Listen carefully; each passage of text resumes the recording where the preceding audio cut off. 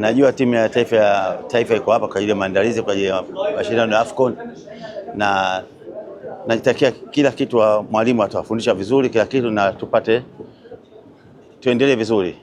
Kumbuka kwamba Stars ipo katika kundi C, lakini michuano ya AFCON kwa mwaka 2025 itafunguliwa rasmi pazia lake mnamo Disemba 21 mwaka huu kwa wenyeji Morocco kukupepetana na Komoro, lakini Stars itafungua rasmi pazia lake kwa kupepetana na timu ya taifa ya Nigeria.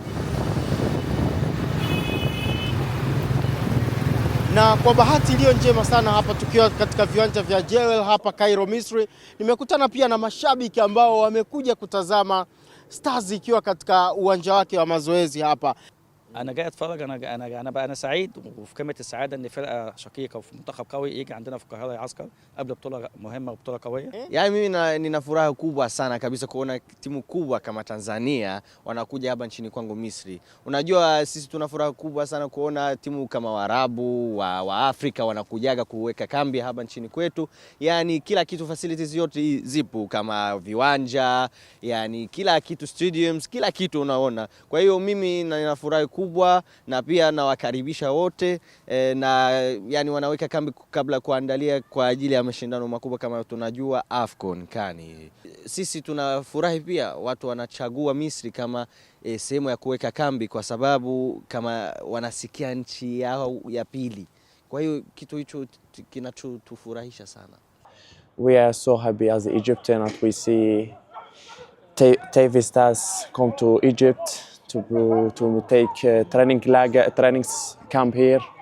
We're happy to see them. We know they have big history with football. Is a really good national team, and I hope them are happy here as we are happy to see them. In the outside, in the training, in the match example now. So we wish all the best for them in FIFA and Africa Cup. So and we will support them because we like them as brother here. Kwa majina naitwa Laim Shomali, ni Mtanzania anayecheza ligi kuu Misri. Ni kitu kizuri kwa sababu hali ya hewa ya huku na sehemu ambayo kutakwenda kufanyika mashindano asilimia kubwa inafanana.